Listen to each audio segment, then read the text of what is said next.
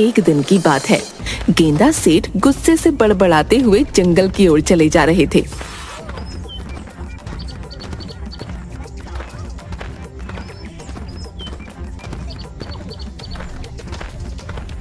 मेरी पत्नी अपने आप को पता नहीं क्या समझती है। जरा सा भोजन क्या कर लेता हूँ, आसमान सर पर उठा लेती है। अब मैं गांव में नहीं रहूंगा, जंगल में ही रहकर अपना जीवन व्यतीत करूंगा। हाँ। अचानक गेंदा सेठ की नाक में ताजा ताजा फलों की सुगंध टकराई। अरे ये तो ताजे ताजे अमरूद और सेब की सुगंध है। वैसे भी घर से चलते हुए काफी दूर निकल आया हूँ। मुझे तो बहुत तेजी से भूख लगने लगी। मैं क्या करूं? गेंदा सेठ इधर उधर देखने लगे। तभी उन्होंने देखा कि एक साधु हाथों में फलों की टोकरी पकड़े हुए जाल में बंद था। अरे, लगता है मुझे भूख कुछ ज्यादा ही लग रही है। जाल में बंद जानवर भी मुझे साधु नजर आने लगा। मैं कोई जानवर नहीं, साधु ही हूं। अरे साधु महाराज, ये तो आप ही हैं, लेकिन आप इस जाल में कैसे बंद हुए? ये किसी शिकारी की करतूत है। जरूर उसने ये जाल जंगली जानवर को पकड़ने के लिए फेंका होगा और गलती से इसमें आप फंस गए। और शिकारी आपको ले जाकर क्या करेगा भला? आपको बाजार में कौन खरीदेगा? मूर्ख, बकवास बंद और मुझे इस जाल से आजाद कराओ। अब जरूर साधु महाराज, लेकिन वो क्या है कि मुझे भूख बहुत लग रही है। आप उसके बदले में क्या अपनी टोकरी के सारे फल मुझे खाने को देंगे? क्या? ये तो बहुत सारे फल हैं। क्या तू सारे फलों को खा जाएगा? साधु महाराज, आपके ये फल मेरी भूख तो नहीं मिटा पाएंगे। हाँ, लेकिन फिर भी मेरे पेट में जरा सा वजन पहुंच जाएगा और थोड़ी सी ताकत आ जाएगी। हाँ, ठीक है, जल्दी से मुझे इस जाल से आजाद कराओ।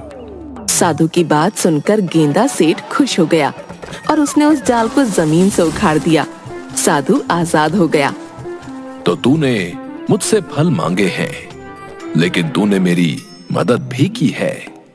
ये ले, ये सारे फल, जाकर इन्हें आराम से बैठकर खा ले। अरे साधु महाराज, इतने फल तो मैं खड़े खड़े ही निपटा लेता हूँ। इतना कहकर गेंदा सेठ सारे फल बड़ी फुर्ती से खा गया।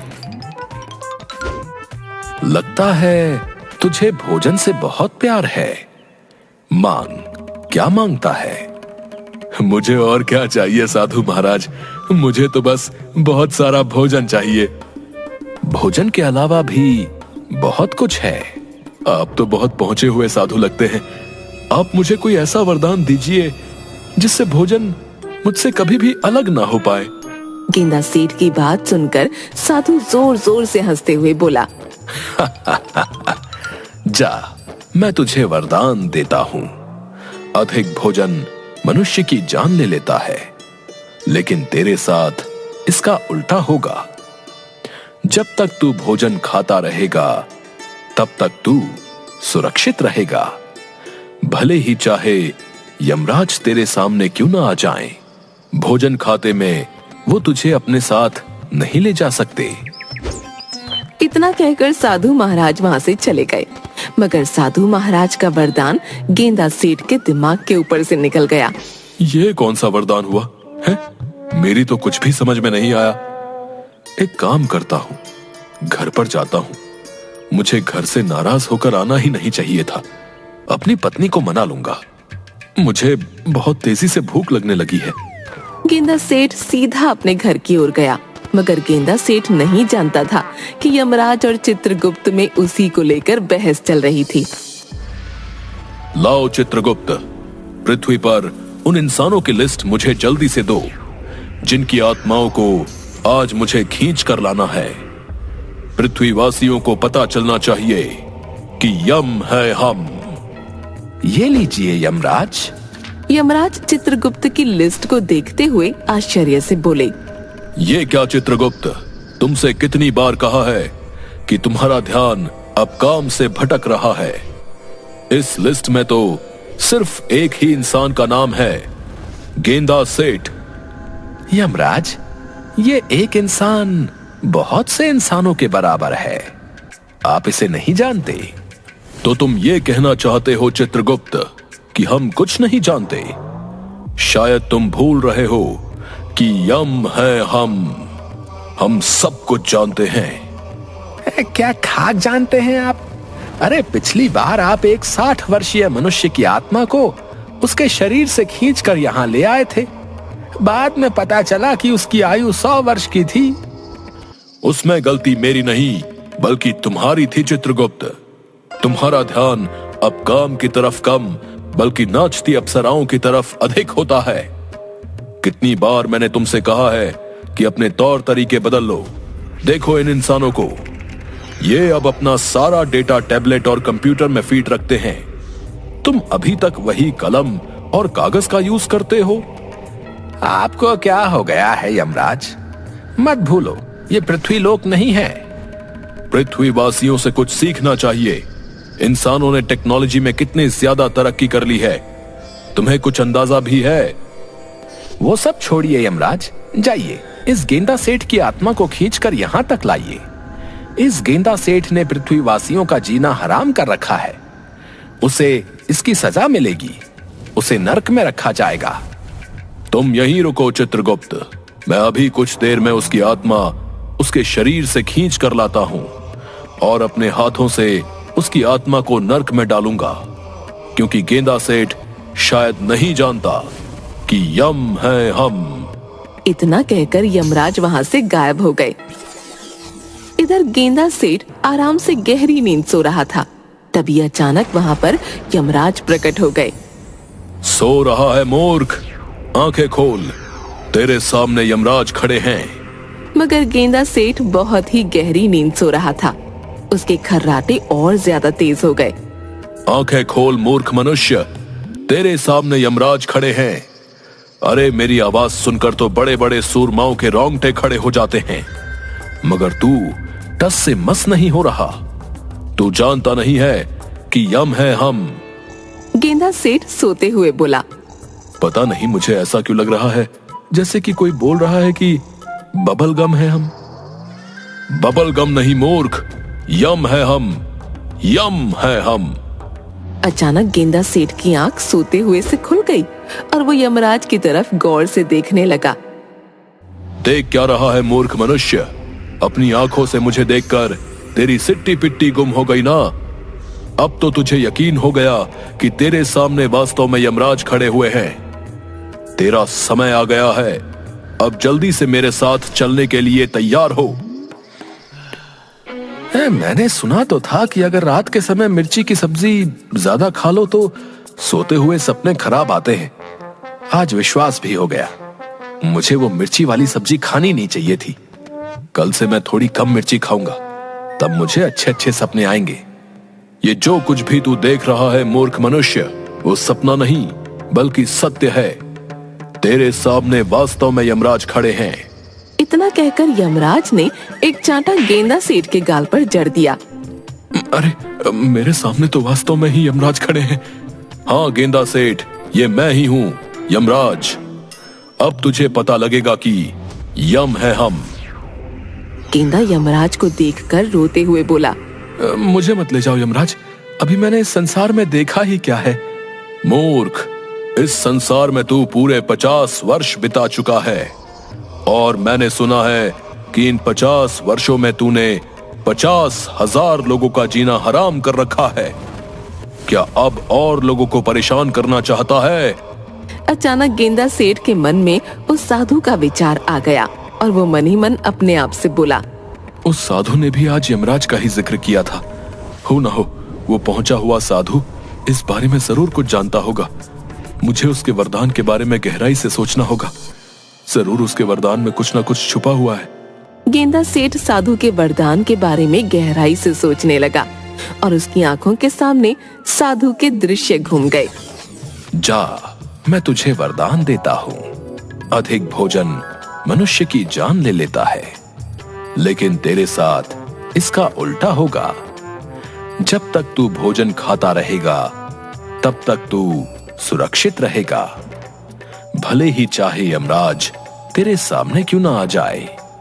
भोजन खाते में वो तुझे अपने साथ नहीं ले जा सकते। समझ गया, मुझे ऐसे यमराज के सामने रोना नहीं चाहिए, बल्कि कोई योजना सोचनी चाहिए। अब जब आप मेरे सामने आ ही गए हैं यमराज, तो फिर आपके सामने मेरी क्या ही चल सकती है। लेकिन मेरे एक प्रश्न का उत्तर तो आप दे ही सकते हैं ना। मैं एक प्रश्न का उत्तर नहीं, बल्कि सैकड़ों प्रश्नों के उत्तर दे सकता हूं, क्योंकि यम है हम। मैंने सुना है ईश्वर दूसरों को भोजन खिलाने से बहुत प्रसन्न होते हैं। क्या ये सत्य है? बिल्कुल सत्य है। तो फिर क्या आप मुझे भोजन नहीं खिलाएंगे? मुझे बहुत तेजी से भूख लगी है। मुझे देखकर लोगों की भूख मर जाती है। पहली बार ऐसे इंसान को देख रहा हूं जिसके सामने यमराज खड़ा है और उसे भूख लग रही है। मैं तेरी आखिरी इच्छा को अवश्य पूरी करूंगा, क्योंकि तूने मेरे सामने ईश्वर का नाम लिया है, और तू तो अब समझ ही गया होगा कि यम है हम। इतना कहकर यमराज ने अपनी गदा सामने की ओर कर दी। गदा में से सफेद रंग की किरणें फूटने लगीं और गेंदा सेठ के सामने एक से एक अधिक लजीज व्यंजन रखे हुए थे। ले, खा ले आखिरी भोजन, उसके बाद तो तुझे मेरे साथ चलना ही होगा। एक शर्त पर मैं इस भोजन को हाथ लगाऊंगा। अगर मेरा इस भोजन को खाकर पेट भर जाएगा, तभी आप मेरे शरीर से मेरी आत्मा खींचोगे, भूखे पेट नहीं। क्या ये वादा करते हो आप? अरे, तेरे सामने 20 व्यक्तियों का भोजन रखा है मूर्ख मनुष्य। फिर भी मैं वचन देता हूं, क्योंकि यम है हम। यमराज की बात सुनकर गेंदा सेठ के होठों पर रहस्यमयी मुस्कान आ गई। गेंदा सेठ कुछ ही देर में वो भोजन को चट कर गया। मेरा कुछ भला नहीं हुआ यमराज। यमराज ने उससे भी अधिक भोजन गेंदा सेठ के सामने रखा। गेंदा सेठ देखते ही देखते वो सारा भोजन भी खा गया। थोड़ा और लाइए यमराज। तूने मुझे क्या अपना गुलाम समझ रखा है? मैं यहाँ पर तेरी आत्मा खींचने आया हूँ, तुझे भोजन कराने नहीं आया। लेकिन आपने तो वचन दिया था। अब मैं तेरे सामने इतना अधिक भोजन रखूंगा जिसकी तुमने कल्पना भी नहीं की होगी, मगर उसके लिए मुझे कुछ देर के लिए यहाँ से जाना होगा। इतना कहकर यमराज वहाँ से गायब हो गए। तुरंत चित्रगुप्त के पास पहुँचे। चित्रगुप्त भोजन कर रहा था। यमराज, आप खाली हाथ आए हैं? गेंदा सेठ की आत्मा कहाँ है? सवाल मत करो चित्रगुप्त। सवाल करने का अधिकार सिर्फ हमारा है, क्योंकि यम है हम यहाँ से बहुत सारा भोजन ले जाने के लिए आए हैं। यमराज ने चित्रगुप्त का और वहाँ सारा रखा भोजन पृथ्वी पर ले जाकर गेंदा सेठ के सामने रख दिया। अब देखता हूँ तेरा पेट कैसे नहीं भरता।